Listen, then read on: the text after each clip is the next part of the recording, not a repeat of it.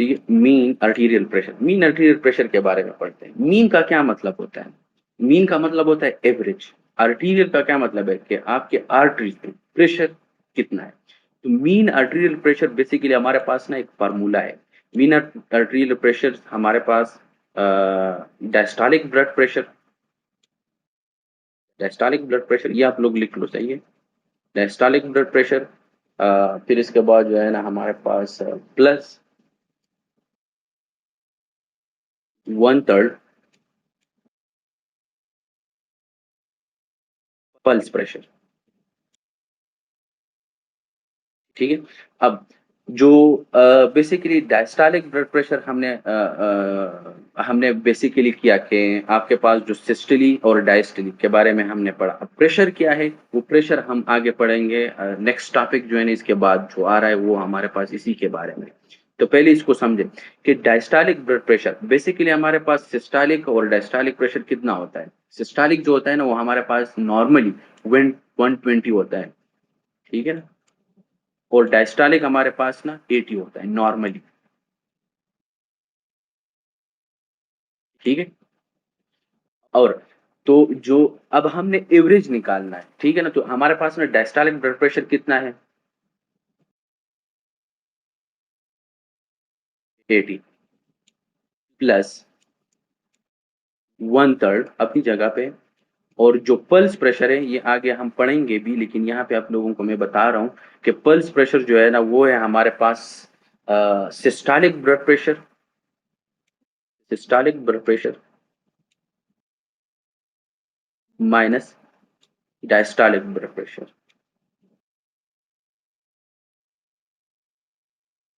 ठीक है। जो पल्स प्रेशर है ये इसके बराबर है, ठीक है। तो हमें पता चल गया कि जो डायस्टोलिक मीन आर्टीरियल प्रेशर है वो हमारे पास equal to diastolic blood pressure plus 1/3 pulse pressure. अब पल्स प्रेशर हमारे पास किस चीज को हम कहेंगे कि हम सिस्टोलिक ब्लड प्रेशर जो है ना वो डायस्टोलिक ब्लड प्रेशर से माइनस करेंगे, इसको हम कहेंगे पल्स प्रेशर। ठीक हो गया। आगे चलते हैं। अब यहाँ पे ये है हमारे पास 80, ठीक है ना। तो डायस्टोलिक ब्लड प्रेशर हमारे पास ना 80 है, ठीक है, प्लस 1/3। ये हमारे पास ना मीन आर्टीरियल प्रेशर का फार्मूला है। इससे फिर आगे हम आप लोगों को क्वेश्चंस मिलेंगे और इसको फिर आप लोगों ने वीडियो जो है ना वो पुट करने बेसिकली। अब हम जो है ना नॉर्मली निकालने की कोशिश कर रहे हैं, ठीक है। तो हमें पता होना चाहिए कि जो मीन आर्टीरियल प्रेशर है वो नॉर्मल हमारे पास कितना होना चाहिए। तो अब सिस्टोलिक ब्लड प्रेशर हमारे पास हमें पता है कि जो सिस्टोलिक ब्लड प्रेशर है वो हमारे पास ना 120 है, ठीक हो गया। और डायस्टोलिक ब्लड प्रेशर कितना है हमारे पास, 80, ठीक है। अब वही दोबारा वही चीज 80 में लिखूंगा ना। मैथ है, सिंपल मैथ है, ठीक है ना। प्लस 1/3, फिर इसके बाद जो है ना 120 को 80 से माइनस कर ले आप, तो कितना बन जाता है। 120 से आप 80 माइनस कर लो, मास कितना बनता है, 40 बनता है। हाँ 40 बनता है, ठीक है।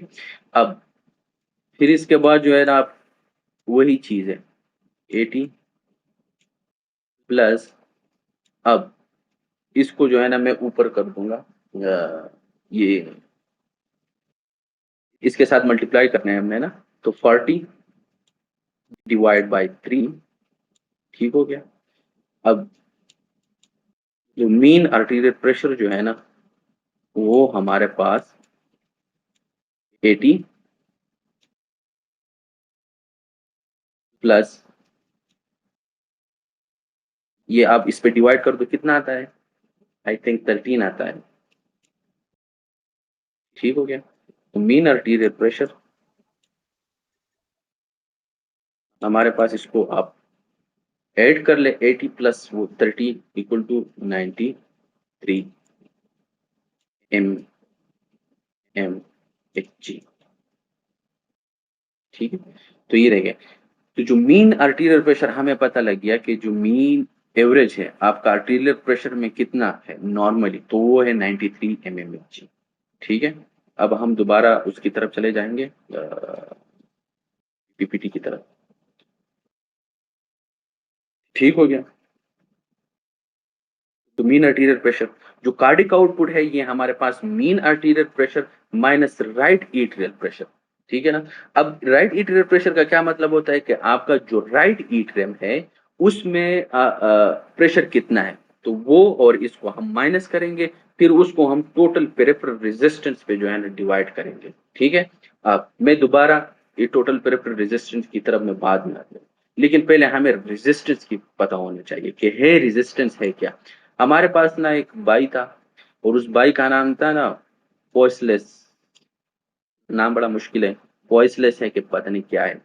तो ये इसने एक इक्वेशन जो है ना हमें दिया था कि हमारे पास जो रेजिस्टेंस होगा वो equal to 8 eta and length divide by pi radius power 4, ठीक है ना। तो इसने हमें ये इक्वेशन दिया था, इसने हमें बताया था कि जो आर होगा वो रेजिस्टेंस होगा, एट कांस्टेंट होगा, जो एन है ये हमें ब्लड की विस्कासिटी बता देती है कि ब्लड कितना विस्कस है, ठीक है। तो इसका एन का ये जो ईटा है, सॉरी नॉट एन, जो ईटा है इसका मतलब होता है विस्कासिटी या distensibility of the, sorry not distensibility, viscosity of the blood. और जो एल है इसका मतलब होता है कि लेंथ। तो ये सारी चीजें यहाँ पे लिखी हुई है, length of the blood vessel.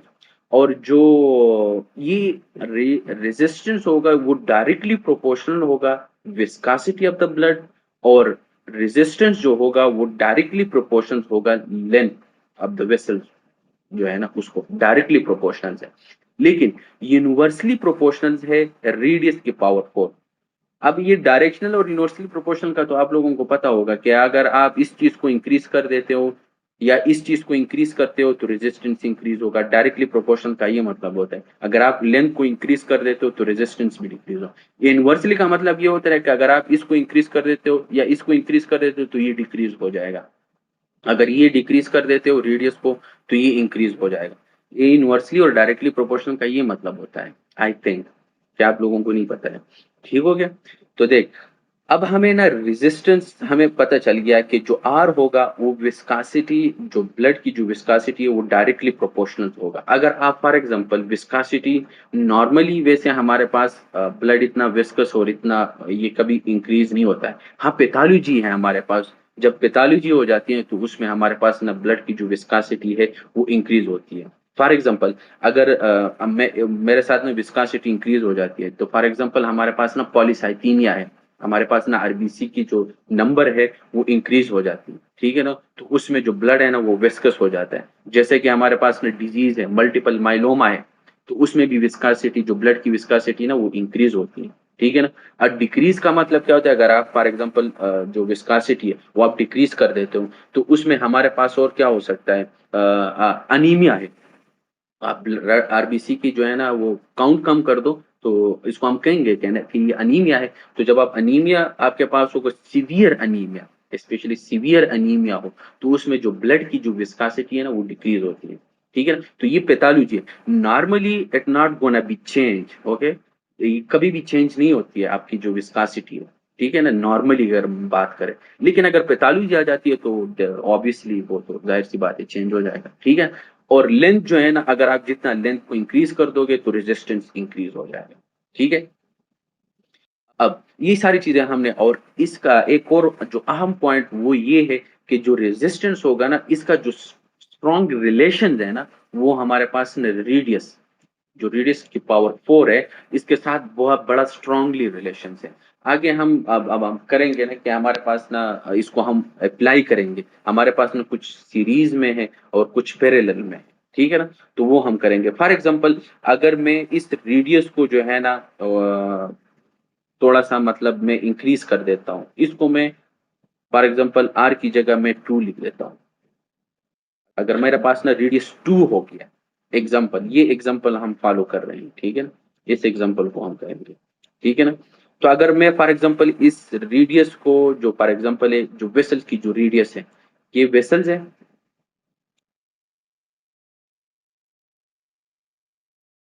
अब वेसल्स की जो ये रेडियस है, ये जो रेडियस है ये मैंने कम किया है, 2 तक लाया है, ठीक है ना।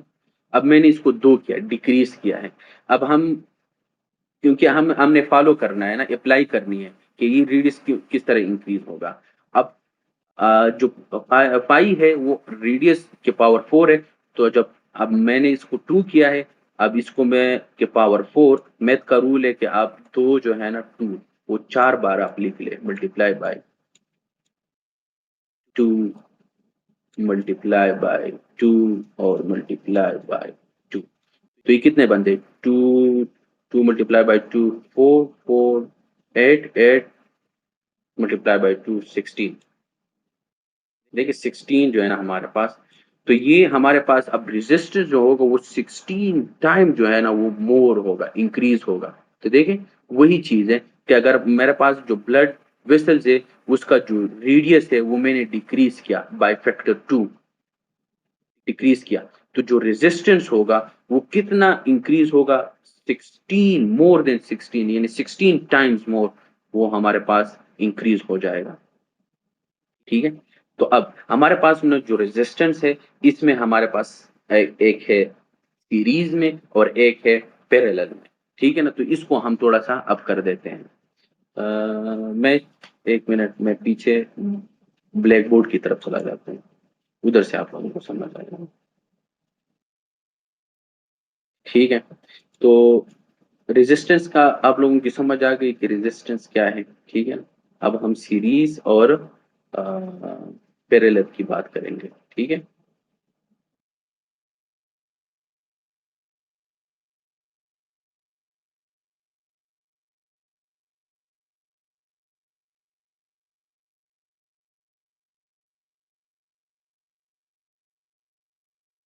चले भाई, सीरीज के बाद में अगर हम बात करें, क्या सीरीज? सीरीज का मतलब होता है ना कि आप एक चीज को आप एक सीरीज में रखो। ठीक है ना, सीरीज में रखो। स्पेलिंग मिस्टेक हो गया, लेकिन खैर आप लोग समझे। ठीक है, तो सीरीज में ये है कि आप एक चीज को रेजिस्टेंस से आप एक सीरीज में रखो। फॉर एग्जांपल मैं आप लोगों को, हमारे पास ना एक वेसल्स है, ब्लड सप्लाई हो रही है, तो यहाँ पे रेजिस्टेंस है।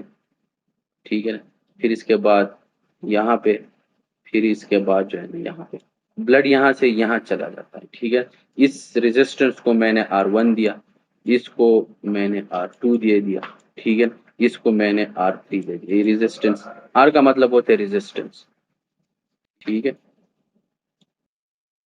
अब ये हो गया हमारे पास। अब जितना ब्लड यहाँ से इधर इधर से एंटर होगा और यहाँ से निकलेगा, जितना ब्लड, अगर फॉर एग्जांपल 5 लीटर है हमारे पास ना ब्लड है, वो इधर से जाएगा और इधर निकलेगा, वो सेम होगा हमारे पास, अमाउंट ऑफ ब्लड सेम होगा, लेकिन हमारे पास जो प्रेशर होगा वो प्रोग्रेसिवली डिक्रीज होगा। क्योंकि अगर फॉर एग्जांपल आप ऐसे समझे, इसका मैं एक एग्जांपल दे देता हूँ। अगर किडनी है, किडनी में ब्लड चला जाता है ना, तो फिर हमारे पास रीनल आर्टरी है, फिर हमारे पास एफेरेंट आर्टरियोल है, फिर जो है ना ग्लोमेरुलर कैपिलरीज है, फिर इफेरेंट आर्टरियोल है। तो आप ऐसे समझे ना कि ये वही सीरीज है। उधर से ब्लड आता है, फिर ब्लड सेम होगा, जितना ब्लड उधर से आया है उतना ब्लड सेम ही चला जाएगा, लेकिन जो प्रेशर है ना वो डिक्रीज होगा वक्त के साथ साथ, प्रोग्रेसिवली डिक्रीज होगा। यहाँ पे जितना प्रेशर होगा वो इतना यहाँ पे नहीं होगा, और जितना इतना यहाँ पे प्रेशर होगा वो इतना यहाँ पे नहीं होगा। ये नहीं, वक्त के साथ साथ जब ब्लड इधर आगे से चला जाएगा तो जो प्रेशर होगा वो डिक्रीज होता जाएगा। ठीक हो गया, तो ये हमारे पास ना सीरीज में अगर हम बात करें। ठीक है ना, तो अब अगर फॉर एग्जांपल मैं आप लोगों से एक सवाल पूछता हूं, आप लोगों ने हमें अभी मुझे बताना है कि अगर फॉर एग्जांपल मैं इसके साथ ना एक रेजिस्टेंस जो है ना वो ऐड कर देता हूं, यहाँ पे मैंने एक और ऐड कर दिया। ठीक है ना, तो अब हमारे पास जो जो टोटल रेजिस्टेंस होगा, जो इस सिस्टम का टोटल रेजिस्टेंस होगा, वो इंक्रीज होगा कि डिक्रीज होगा? आप लोगों ने मुझे बताना है। अगर मैंने इसके साथ एक और रेजिस्टेंस मैंने इंक्रीज किया, जो टोटल रेजिस्टेंस होगा वो इंक्रीज होगा कि डिक्रीज होगा? क्योंकि ऑलरेडी हमने पढ़ा कि जितना ब्लड आप इतनी देर से आप डालोगे उतना निकलेगा, लेकिन जो प्रेशर होगा वो डिक्रीज हो जाएगा। लेकिन अगर मैं टोटल रेजिस्टेंस की फिर बात करूं, टोटल रेजिस्टेंस की, तो वो इंक्रीज हो जाएगा कि डिक्रीज हो जाएगा? सिंपल सी क्वेश्चन है, बताएं, जल्दी करें। हम्म, आई थिंक सेम रहेगा। सेम नहीं रहेगा ना, आपने एक रेजिस्टेंस को और जो है ना आपको आपने इसको ऐड किया, आपने एक रेजिस्टर जो है ना सीरीज में ऐड कर दिया है, तो जो टोटल डिक्रीज हो जाएगा सर। इंक्रीज हो जाएगा। ठीक है ना, total resistance in the system is increase. ठीक है, तो सिंपल सी चीजें हैं, खैर कहानी है, कहानी जहन में रखो, बहुत आसान सी चीज है। अगर फॉर एग्जांपल मैं अब तो हमने इसको ना सीरीज में हमने बात की कि सीरीज में क्या होगा। अगर फॉर एग्जांपल मैं इस चीज को ना उसमें पैरेलल में अगर आप लोगों को एक्सप्लेन करूं,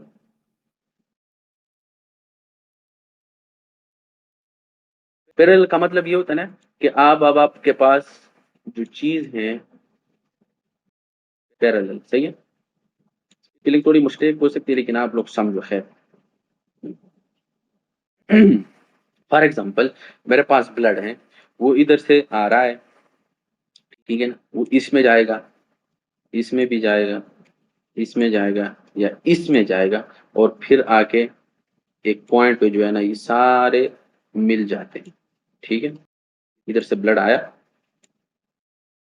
अब जरूरी नहीं है कि ये जो है ना इसमें कोई भी चला जाता है, क्योंकि अब ये पैरेलल में होगा, ऊपर नीचे इस तरह। फॉर एग्जाम्पल अगर ये हमारे पास ना स्टोमिक है, ब्लड इधर चला जाएगा, ठीक है ना, फिर इसके बाद जो है ना ये हमारे पास क्या है, रीनल, हार्ट समझे, सॉरी हार्ट नहीं, जीआईटी समझे, और ये आपके पास किडनी। ठीक है, अब पैरेलल में क्या होगा कि जब भी आपके पास जो ब्लड आएगा ना इधर से, वो इधर से आएगा और इधर से फिर निकलेगा। ठीक है ना, अब हमारे पास होगा क्या कि क्योंकि अब जो ब्लड है ना वो हमने पैरेलल अरेंजमेंट में हमने रख ली है, ठीक है ना, तो जो ब्लड फ्लो होगा वो पैरेलल होगा। अब फॉर एग्जांपल अगर मैं इसके साथ अब यहाँ पे जो हमारे पास जो रेजिस्टेंस होगा वो इंक्रीज होगा कि डिक्रीज होगा बनिस्बत सीरीज के, जिस तरह हमने पढ़ा ना कि ऊपर कि ब्लड इधर से आएगा इधर से निकलेगा, लेकिन ब्लड फ्लो सेम रहेगा, लेकिन जो प्रेशर है वो वक्त के साथ साथ डिक्रीज हो जाएगा। लेकिन यहाँ पे वो सीन नहीं होगा, क्योंकि अब यहाँ पे जो है वो हमारे पास ना पैरेलल है, इसलिए यहाँ पे हमारे पास जो प्रेशर होगा वो डिक्रीज नहीं हो जाएगा। ठीक है ना, वो इसलिए डिक्रीज नहीं होगा क्योंकि ये हमारे पास ना पैरेलल में है। ठीक है ना, वो सीरीज में नहीं है, क्योंकि वो ब्लड इधर से आ रहा था, वक्त के साथ साथ जो प्रेशर था ना वो कम होता जा रहा था। यहाँ पे वो सीन नहीं रहेगा। ठीक है ना, क्योंकि यहाँ पे हमने एक चीज को पैरेलल में रखा है, सीरीज में नहीं रखा है, तो यहाँ पे जो हमारे पास प्रेशर होगा वो हमारे पास डाउन नहीं होगा, वो इसलिए क्योंकि ये पैरेलल में है। अब सवाल ये पैदा होता है कि अगर हम इसके साथ जो है ना रजिस्टर्स को ऐड कर दें, एक और पैरेलल रजिस्टर मैंने इसको ऐड किया, तो अब आप लोगों ने मुझे ये बताना है कि जो टोटल रेजिस्टेंस होगा वो उस पर क्या असर होगा,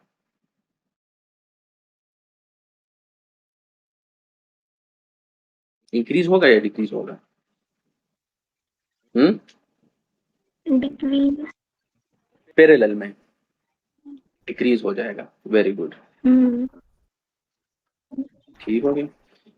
तो अब मैं एक आप लोगों को ना एक जनरल आइडिया दे देता हूँ, फिर भी अगर आप लोग भूल जाते हो ना, ये थोड़ा सा बंदे को जो है ना दिमाग खराब कर देता है, लेकिन खराब नहीं करना है आप लोगों ने दिमाग।